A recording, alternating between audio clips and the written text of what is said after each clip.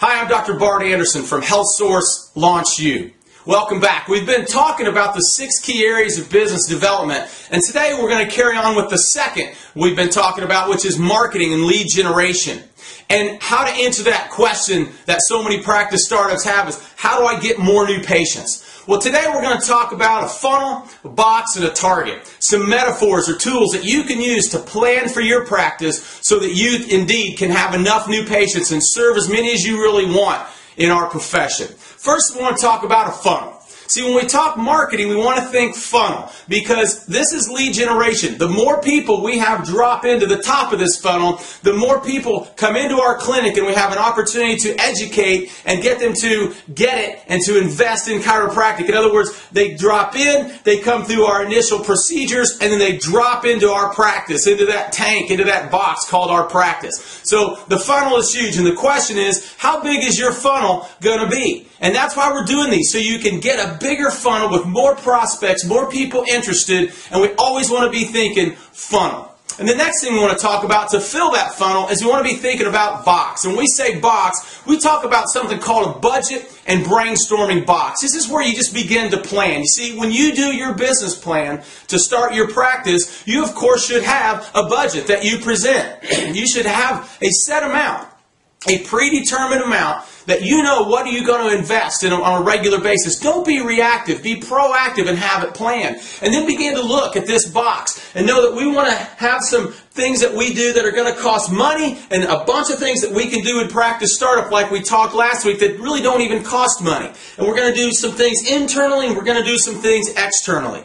We know that when we start a practice, most of the things are going to be down in this box. They're going to be external because you don't have a lot of patients internal and want to do some low dollar things. But what I want you to do to begin with, and this is a great exercise, is to begin to pepper in, fill in things that you see that fit in each of these boxes. What are those? What are those things that you see other chiropractors doing? What are the things and the ideas that you have? And this should be a part of your business plan, but even as you're a student, if you're not out yet, you can begin to keep this and identify what are those things. So fill your box, begin to identify which fit into your budget, and this is what will begin to fill your funnel. One other thing that I want to talk about is the target, or target marketing. Sometimes we call it focus marketing, or I like to call it multi-level marketing. You see, as your practice gets going, you need to begin to think about the different levels of engagement that people have with your clinic. And we want to see it as a target. See, we do so much attention and give so much effort and energy and